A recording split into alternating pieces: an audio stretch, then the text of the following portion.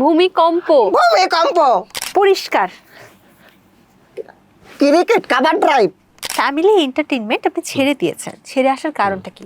তুই কি আমারে ফুটপাতের মাস্তান পাইছিস? 2 কোটি টাকার কাজ 2 টাকায় করাবি? টিপ জল।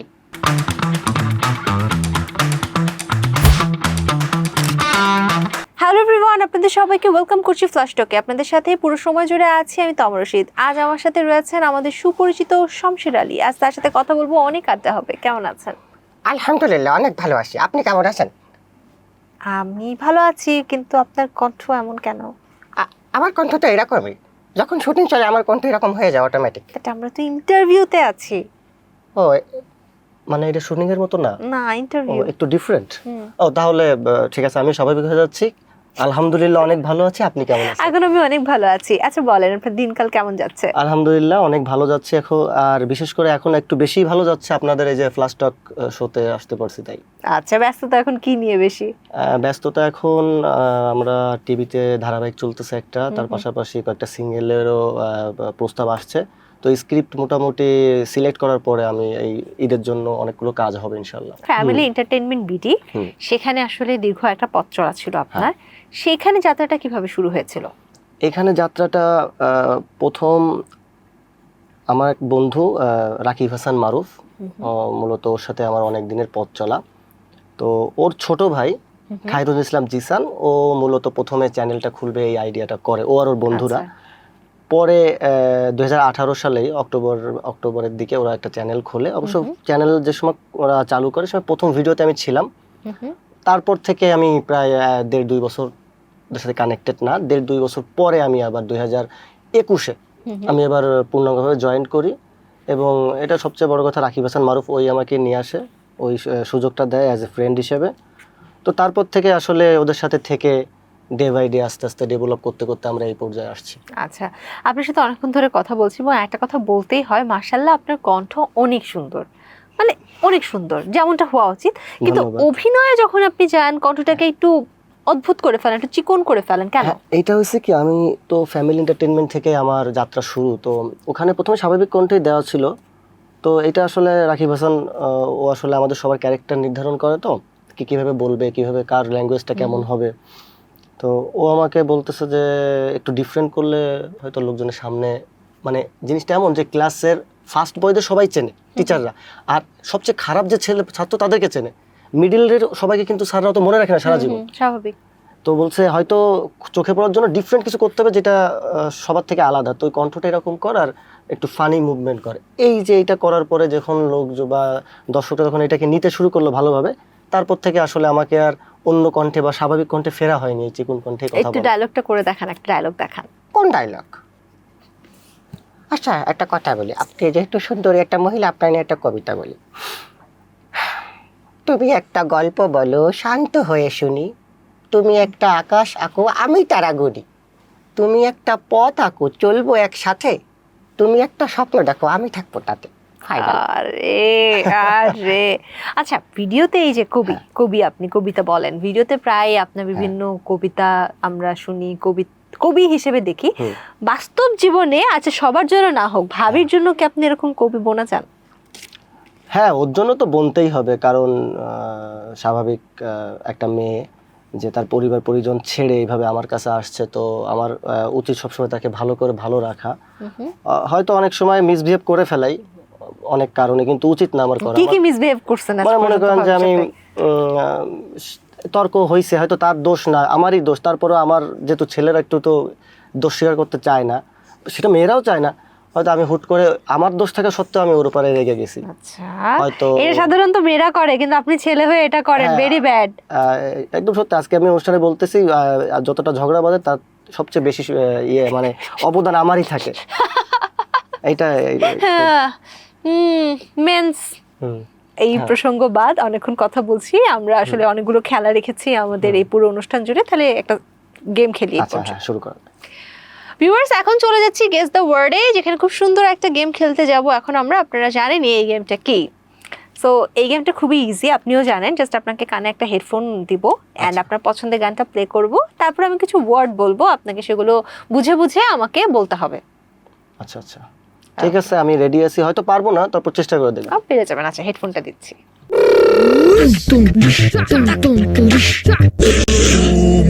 ভূমিকম্প। শুনতে পাইনি। ভূমিকম্প। কি বলতে চান ভালো করে বলেন। আরে গান। ভূমিকম্প। ভূমিকম্প। ভূমিকম্প। ভালোবাসি। I love you. ওই ভালোবাসি।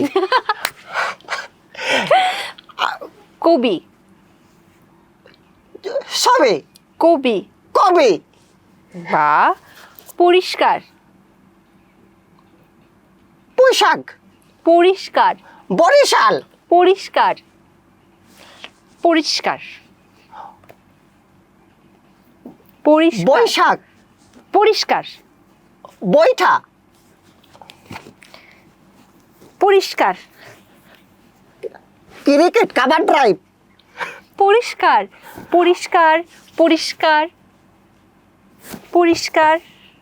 বলেন। পরিষ্কার। আরে বাদ। আরেকটা। আরেকটা। প্রতিবন্ধী। বুদ্ধিমতী। প্রতিবন্ধী। প্রতিবন্ধী। প্রতিবন্ধী। আমি কিছুই বুঝতে পারতেছি না, আপনি আমার এটা খোলেন, এমনি বলেন। একটা জোরে কেউ গান বাজায়, কে বাজায় সেই গানটা?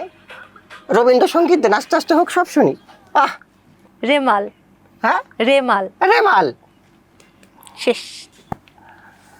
আমি পারলাম কি করে জানেন? এই যে বাটনটা দেখেছেন, এটা চাইপে ধরলি গান বন্ধ হয়ে যায়, এই জন্য কয়টা আমি পাইরে গেছি। আমি প্রথমে যদি জানতাম সব কয়টা অ্যান্সার দিতাম। আমি এই প্রথমবার আমি প্রথমতে জানতে পারলে আমি সব কয়টা অ্যান্সার দিতাম।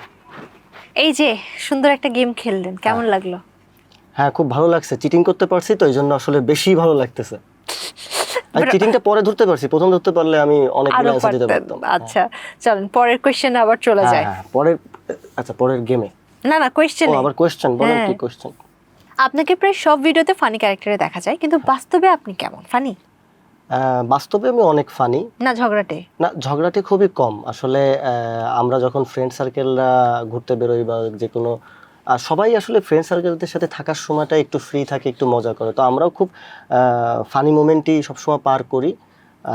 গুরু গম্ভীর্য থাকি না আমরা, যতই ফ্রেন্ড, মানে যত ফ্রেন্ডই আমরা থাকি, সবসময় আমরা আসলে একটু হাসি তামাশা মজার ভিতরেই থাকি। আচ্ছা, তার মানে আপনি ওই ফানি বাস্তব লাইফেও, হ্যাঁ, অনেক। খালি বইয়ের সাথে একটু রাগী মাঝে মাঝে। মাঝে মাঝে মধ্যে। মাঝে। ওর সাথে ফানি? হ্যাঁ, সবসময়। ওকে। আচ্ছা, ফ্যামিলি এন্টারটেইনমেন্ট আপনি ছেড়ে দিয়েছেন, ছেড়ে আসার কারণটা কি? আসলে কারণ বলতে, প্রতিটা প্রতিষ্ঠান যখন শুরু করা হয় তখন কিছু লোক বা জনগণ মিলে শুরু করে, পরে আস্তে আস্তে ওইটাকে গ্রো আপ করার সময় হয়তো অনেক নতুন মানুষ আবির্ভাব হয়, আসে, আবার অনেক মানুষ ওখান থেকে চলে যায়। তো ফ্যামিলি এন্টারটেইনমেন্ট বিডিটাও সেরকম। এখানে শুরু হয় কিছু লোক দিয়ে এবং এর যাত্রাপথে অনেক মানুষ এতে ইনক্লুড হয়, অনেকে আবার এটা ছেড়ে চলে যায়। তো যারা হলো প্রথম থেকে এই পর্যন্ত আছে তারা হলো প্রত্যক্ষভাবে জড়িত এবং প্রত্যক্ষ ওনারশিপ বা বলের একদম সরাসরি জড়িত। আর আমরা যারা মাঝখানে আসতেছি যাচ্ছি, এটা হলো পরোক্ষ কর্মী। তো এটা স্বাভাবিক, পরোক্ষ যারা আছে তারা সরেই যাবে এক সময়। তার মানে টাকার জন্য আপনি ছেড়ে দিয়েছেন এমন কিছু? টাকাটা আসলে এখানে কোনো ফ্যাক্ট হয়নি, কারণ আমি যে সময় ছেড়ে আসি বা আমাদের যখন এইটা নিয়ে একটু তর্ক বিতর্ক হচ্ছে, তখন আমাদের কেউই টাকার কোনো কথা উঠায়নি এখানে। আচ্ছা। এখানে হয়তো কিছু ভুল বোঝাবুঝি আছে, আত্মমর্যাদার একটা ব্যাপার আছে। কি হয়েছিল যে ছাড়তে বাধ্য হয়েছিলেন? একটু শর্টকাট যেটা বলা যায় সেটা হলো, লাস্ট মোমেন্টটায় আমরা বাইরে শ্যুট করি, বাইরে কিছু নাটক করি ফ্রেন্ডলি এন্টারটেইনমেন্ট বিডি নামে একটা চ্যানেলে। তো আমাদের কথা ছিল যে আমরা ফ্যামিলি এন্টারটেইনমেন্ট বিডিতে যে কয়টা শিডিউল মাসে দেওয়া লাগে আমরা আগে এইখানে শিডিউলগুলো দিব, তারপরে আমরা বাদবাকি আমরা স্ক্রিপ্ট দেখে আমরা যদি মনে করি যে না আমাদের অন্য কোথাও নাটক করার দরকার, আমরা সেখানেও আমরা করব। দিন শেষে টাকা যেখানে আসছে। দিন শেষে হ্যাঁ, এইটাই এক হিসেবে যে আমরা বাইরেও কাজ করব, কারণ আমরা তো একটা জায়গা আটকায় থাকতে চাই না। আমরা চাই যে এখান থেকে একটু উপরে যেতে বা ডেভেলপ করতে। এমনটা না যে ফ্যামিলি এন্টারটেইনমেন্ট উপরে না, কারণ এই ফ্যামিলি এন্টারটেইনমেন্টের বিডি এখন বাংলাদেশে দাপিয়ে কাঁপিয়ে বেড়াচ্ছে। তারপরেও মানুষ ভিন্নতা খোঁজে। তো এইটা আসলে এই এই জিনিসটা নিয়ে একটু মতো বিরোধ হয়েছে যে ওরা চাচ্ছিল যে আমরা সবসময় ফ্যামিলি এন্টারটেইনমেন্ট বিডিতেই আচ্ছা, থাকি, মানে আর আমরা একদম চাচ্ছিলাম আমরা ধরে বাইরেও রাখতে করি। চাচ্ছিল। এরকম একটা তার মানে এখানে কিন্তু টাকার একটা বিষয় চলেই আসে, যে আসলে সত্যি কথা বলতে টাকা নিয়ে এখানে কোনো কথাই ওঠেনি, আলোচনাই হয়নি। এখানে স্বাধীনতা নিয়ে বা আমরা বিভিন্ন প্ল্যাটফর্মে কাজ করব কি করব না এটা নিয়েই মূল সমস্যা। আচ্ছা, সো আমরা এটা অনেক দেখেছি, অনেক কন্টেন্ট ক্রিয়েটরদের ক্ষেত্রেই দেখেছি যে যখন আপনি যেটা বলেন স্টার্টিংয়ে যে মানুষগুলো থাকে, কেন যেন যখন চ্যানেলটা গ্রো করতে থাকে তখন তারা আলাদা হয়ে ওঠে, ভাইরাল হওয়ার পর বা ফেমাস হওয়ার পর বা ইনকাম হওয়ার পর থেকে এটা ভেঙে যেতে থাকে, এমনটা কেন? না, এটা আসলে ইনকাম হওয়ার পর থেকে ভাঙে এমন না। এই জিনিসটা আমি তো বললামই আপনাকে যে যারা সরাসরি জড়িত, যারা এটার সাথে প্রত্যক্ষ ফ্যামিলি এন্টারটেইনমেন্ট বিডির সাথে, তারা কিন্তু প্রথমে যারা ছিল তারা এখনো আছে। আচ্ছা, আর যারাই মনে করেন এখানে প্রত্যক্ষভাবে না, আমরা যারা বাইরের এর আঙ্গিনার বাইরের যারা, তারা আমরা কিন্তু এক এক সময় এক একজন আসছি, এক একজন চলে গেছি। তো এইটাই, যারা প্রত্যক্ষভাবে আছে তারা কখনোই যাবে না, আর যারা আমাদের মতো মাঝখানে ঢুকবে, আসবে, যাবে, এরা যাবে। আর এটা আসলে একটা ডিফারেন্ট জিনিস, এখানে বলা কঠিন যে কে থাকবে কে থাকবে না। আচ্ছা, দর্শক যারা রয়েছে তারা কি আপনাকে আর কখনো ফ্যামিলি এন্টারটেইনমেন্ট বিডিতে কাজ করতে দেখতে পাবে? এটা আসলে খুব কঠিন, তবে এটা সময় বলে দেবে, সময় হলে সবাই বুঝতে আপনি পারবে। বলেন সম্ভাবনা আছে কি নাই? আপাতত তো আমি দেখি না। তার মানে নেই। নেই। আচ্ছা, আবার অনেক কথা হয়ে গেল, আবার একটা খেলায় চলে যাই। হ্যাঁ, অবশ্যই। ভিউয়ার্স, চলে যাচ্ছে এই পর্যায়ে আমাদের ধাঁধা রাউন্ডে, যেখানে মজার মজার ধাঁধাগুলো অপেক্ষা করছে। ধাঁধার উত্তরগুলো যদি আপনি জানেন কমেন্টে সেগুলো আমাদেরকেও জানাতে পারেন। প্রস্তুত আপনি? অবশ্যই।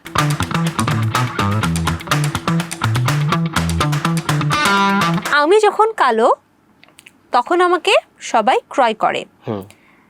আমি যখন লাল তখন আমাকে ব্যবহার করে, আবার যখন আমার সব কাজ হয়ে যায় তখন আমি সাদা হয়ে যাই। আমি জিনিসটা কি আসলে? ও, যখন আমাকে ক্রয় করে তখন আমি কালো, হুম যখন ব্যবহার করে তখন লাল, হুম আর তারপর সাদা হয়ে চলে যায়। হুম। Very difficult. জিনিসটা আসলে কালো, এই জন্যই ওটা ডিমান্ড। আচ্ছা, কালো থাকা অবস্থায় মানুষ ওটাকে ক্রয় করে, এবং কেনার উদ্দেশ্যটাই হচ্ছে ওটাকে লাল করে কাজ করা। লাল না হলে ওটা কাজে লাগে না, কিন্তু ওটা লাল হওয়ার পরে, কাজ শেষ হয়ে যাওয়ার পরে জিনিসটা সাদা কালার হয়ে যায়, আর কালো থাকে না। এবং কালোই ওটা সৌন্দর্য, কারণ ওটা সাদা হলে ওটা ইউজলেস। দাড়ি বা চুল? দাড়ি মানুষ ক্রয় করে। ও, ক্রয়, হ্যাঁ ক্রয় তো না, মানে দাড়ি কালো। আমি যদি ভুল করে না থাকি তাহলে অনেক আগে না এগুলো নিয়ে আন্দোলনও হতো, আর একটা সময় এটা অনেক বড় একটা ইন্ডাস্ট্রি ছিল, অনেকে এটা চুরি করেও বিক্রি করতো। পাট? রেল লাইনের চারপাশে পাওয়া যেত। রেল লাইনের চারপাশে? না। জিনিসটা কালো। শীতকাল আসলে বারবিকিউ খান? হ্যাঁ। কি দিয়ে করেন? শিক। শিক দিয়ে বারবিকিউ করেন, আর কিছু লাগে না? বারবিকিউ তাহলে তো আর কি লাগে? বারবিকিউ। ও, কয়লা। কয়লা সাদা হয়ে যায় পরে? হ্যাঁ, আপনার ধূসর কালার হয়ে যাচ্ছে না, সাদার মতো হয়ে যাচ্ছে না? যাক, খুব খুব ক্রিটিক্যাল ছিল বাবা, এত ক্রিটিক্যাল আমার ঘাম ঝরে গেছে। ঘাম দেখতে পাচ্ছি না। আচ্ছা, পরের প্রশ্ন আপনার জন্য। একটা খালি ঝুড়িতে কয়টি ডিম রাখা যাবে? একটা খালি ঝুড়িতে কয়টা ডিম রাখা যাবে? আচ্ছা আচ্ছা আচ্ছা আচ্ছা আচ্ছা। খালি ঝুড়িতে তো একটা ডিমও থাকবে না। রাখা যাবে কয়টা? থাকবে তো না, ও, কিন্তু এক ঝুড়ি ডিম রাখা যাবে। একদম ঠিক হয়েছে। কোন জিনিস হ্যাঁ ভাঙলে হ্যাঁ, বেশি কাজে আসে? ভাঙলে বেশি কাজে আসে? এটা কি হতে পারে? কোন জিনিস ভাঙলে বেশি কাজে আসে? ও, বিসিএস এর প্রশ্ন এটা, পুরো 44 নম্বর বিসিএস এ আসছিল এটা। আপনি বিসিএস এ ট্রাই করছেন? না, আমি মাঝে মাঝে যে বিসিএস এর প্রশ্নগুলো একটু উল্টায় দেখি তো, আচ্ছা, সেই জন্য বললাম। কোন জিনিস ভাঙলে বেশি কাজে আসে? এটা একটা প্রাকৃতিক জিনিস, আমরা খেয়ে থাকি। ও, আমি মনে করলাম মন ভাঙলে বেশি কাজে লাগে, তাই। মন ভাঙলে কিভাবে কাজে থাকে? মানে যদি মন ভেঙে যায়, হ্যাঁ। সেই একটা মেয়ে থাকে মনে, মন ভেঙে গেলে মন কোটি কোটি হয়ে যায়, আর কোটি কোটি মনে কোটি কোটি মেয়ের জায়গা, সেইভাবে বললাম। না তখন না মানুষ- না, এরকম কিছু না, এটা একটা শস্য। আচ্ছা, ও শস্য ভেঙে খেলে, ভুট্টা। ভুট্টা না। হার মানছি। গম। গম কিভাবে? গম আপনি যখন ভাঙবেন তখন গম দিয়ে আপনি কি কি করতে পারবেন বলেন? ভুট্টাও তো তাই, আমারটাও হয়েছে। আপনারটাও হয়েছে? হ্যাঁ, ভুট্টা কেন, এটা সবকিছু হয়, গম দিয়ে হতে পারে, এটা চাল দিয়ে, আটা হতে পারে, এটা হতে পারে, তারপরে আপনার ছোলা দিয়ে হতে পারে, তাহলে তো আমারটা হয়েছে এক হিসাবে। আচ্ছা ঠিক আছে, জান নিলাম আপনারটাও। কোন কারে হ্যাঁ। গান বাজে? কোন কারে গান বাজে? সব গাড়িতেই তো গান বাজে। কোন কারে? হেল্প লাগবে? হ্যাঁ। এই কারের আগে হুম। মানে একটা কিছু বসবে। ও এ কারের আগে? না না, কার। হ্যাঁ। কার শব্দটার আগে কিছু একটা বসবে, হ্যাঁ। তারপর ওই জিনিসটা থেকে আসলে গান বাজে। ও ওই জিনিসটা- আচ্ছা আচ্ছা আচ্ছা, বুঝতে পারছি, মানে একটা বাদ্যযন্ত্রের নাম হবে, কারের আগে একটা কিছু এটা তো? হ্যাঁ, একটা কিছু বসবে এবং আসলে গান যখন বাজে ওটা দিয়েই বাজে।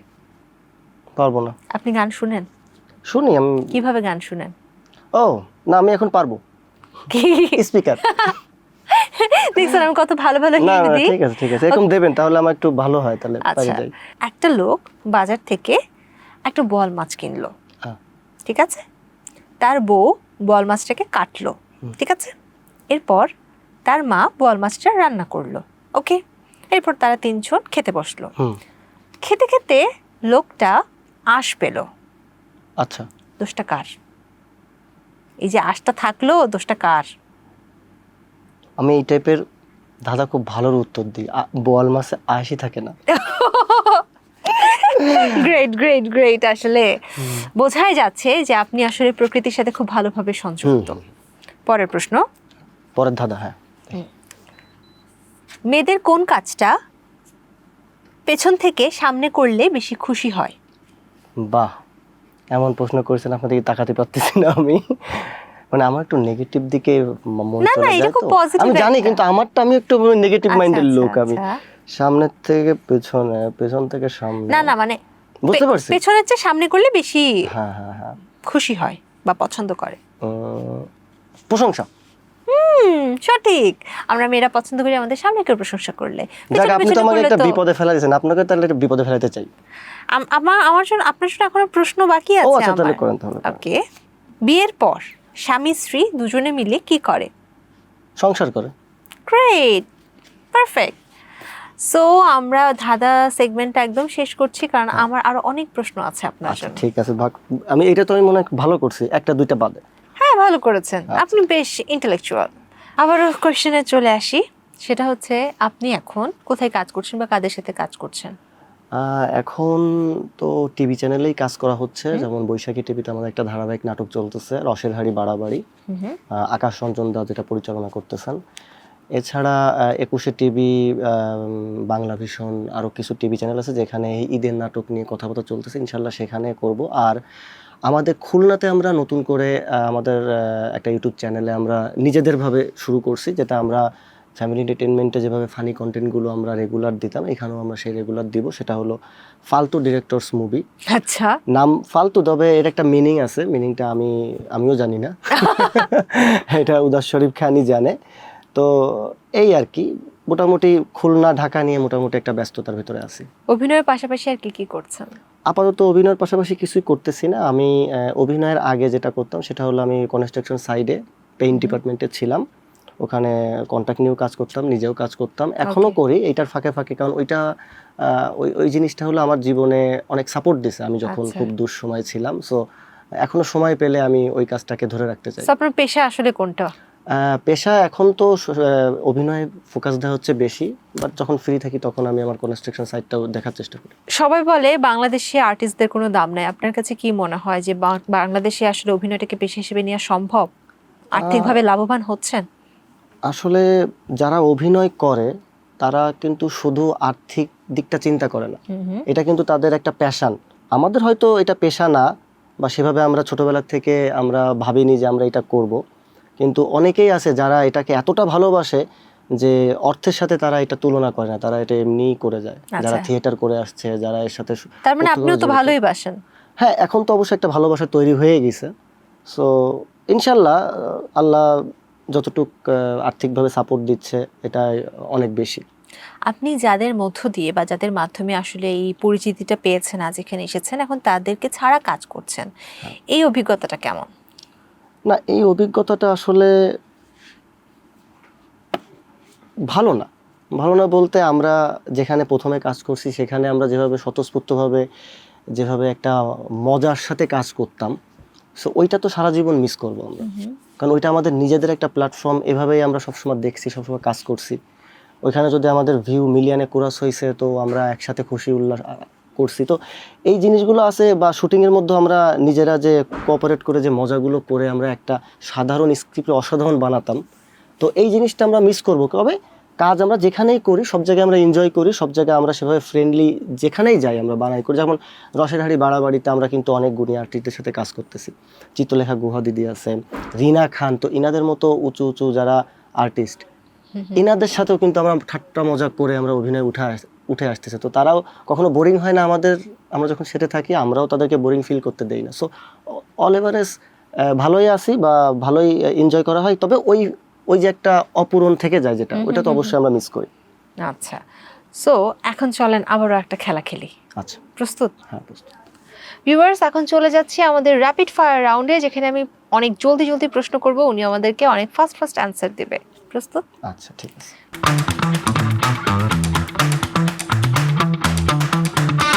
কোন ডিস্ট্রিক্টের মেয়ে আপনার ভালো লাগে? আমার বউ যে ডিস্ট্রিক্টের থেকে খুলনা বটিয়াঘাটা। স্কুল লাইফের ক্রাশ কে? চৈতি দাস। আপনার বেস্ট ফ্রেন্ড কে? অনেকগুলো। নাম বলেন। সিরাজ, কামরুল, শরীফ, দীপু, রাজু ইত্যাদি ইত্যাদি ইত্যাদি। আপনার প্রিয় খেলা কি? ক্রিকেট। আপনার এই বছর আর কি কি করার ইচ্ছা আছে? অনেক কিছু করার ইচ্ছা আছে। দুটো ওয়েব ফিল্ম করব, রাজকুমার 3 করব, তারপরে ধুম 3 করতে পারি। ধুম 3 তো হয়ে গেছে, ধুম 4। ঘুমাতে যাওয়ার আগে কি করেন? মশারি টাঙাই। কার সাথে কথা না বললে আপনার ঘুমিয়ে আসে না? বাড়ি যেতেই হবে, তাই না? বউর সাথে, বউর সাথে। আপনার প্রিয় খাবার কি? আমার প্রিয় খাবার বিরিয়ানি। খিচুড়ি না বিরিয়ানি? তাহলে তো বিরিয়ানি। হ্যাঁ, বিরিয়ানি। ওকে, আপনি কাকে ফলো করেন?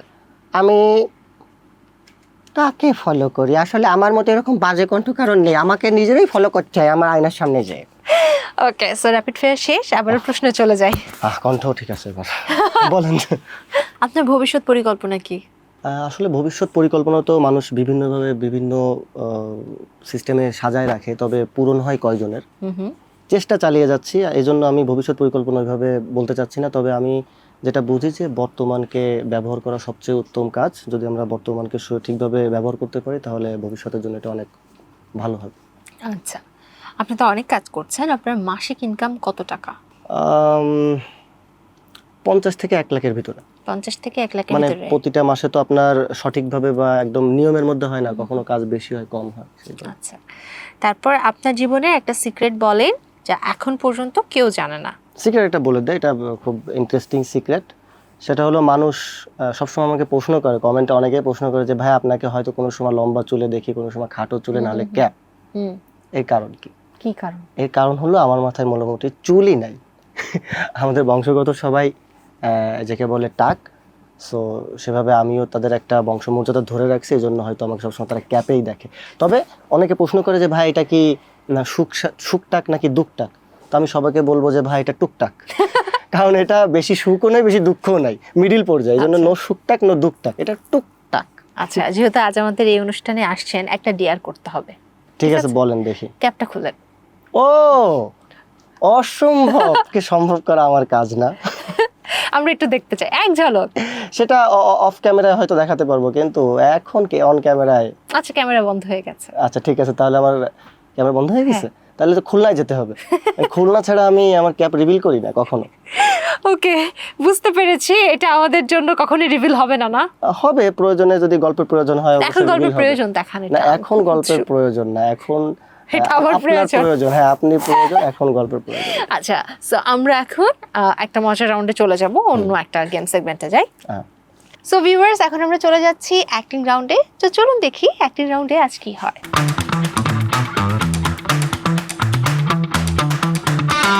রেডি? হ্যাঁ, আমি তো রেডি না থাকলে আপনি রেডি করাই নিচ্ছেন। ইস, এরকম যদি টাকা মিলতে পারতাম। কি কি একটা চুজ করেন। চুজ করব, দেখবো আমি। হ্যাঁ দেখবেন। এটা কি অ্যাক্টিং করে দেখাতে হবে তাই? ঢাকায় বাসা দেখাতে হবে নাকি আমার আপনার বাসায়? আপনার ভাষায়। আরে শালা, পুরন ঢাকায় এমন কোন বাঘের বাচ্চা আছে? আমি বাবু শিকদার কইছি, আমার কথাই শুনবে না। ফারহান, একটু কি লেখা? ওকে ওকে, আচ্ছা আরো আর একটা চুজ করতে হবে, করুন চুজ। খালি মাঝখানে, খালি মাঝখানে। মাঝখানে নাকি ভালোবাসা? মাদার পোলা, তুই কি আমার এই ফুটপাতের মাস্তান পাইছিস? 2 কোটি টাকার কাজ 2 টাকায় করাবি? টিপ জল। লাস্ট আবার ও ডায়লগগুলো তো আমার না। ওকে, সো পুরো আয়োজন জুড়ে অনেক প্রশ্নের উত্তর আমি নিয়ে নিলাম। কেমন লাগলো আয়োজন? খুবই ভালো লাগছে, তবে অ্যানসার দিতে পারিনি বেশিরভাগ, সেজন্য খারাপও লাগতেছে। সব কটা অ্যানসার দিতে পারলে খুব ভালো লাগবে। সবই দিয়েছেন। না, অনেকগুলো অডিয়েন্সদের পারিনি। কিছু বলার আছে?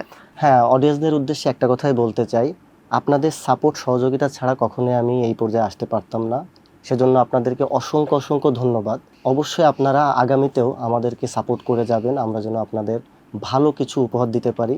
ইনশাল্লাহ আপনাদের কখনো নিরাশ করব না, সেই আশায় সবাইকে অসংখ্য অসংখ্য ধন্যবাদ। সবাই ভালো থাকবেন, সুস্থ থাকবেন। ভিউয়ার্স, এই ছিল আমাদের আজকের আয়োজন। আগামী আয়োজন দেখার আমন্ত্রণ জানিয়ে আজকের মতো এখানে বিদায় নিচ্ছি। সবাই ভালো থাকুন, সুস্থ থাকুন, ফ্ল্যাশ টকের সাথেই থাকুন। আল্লাহ হাফেজ। আল্লাহ হাফেজ সবাইকে, এবং সবাই কিন্তু এই ফ্ল্যাশ টকের সাথে থাকবেন এবং সাবস্ক্রাইব করে বেল বাটনটা চাইপে দেবেন।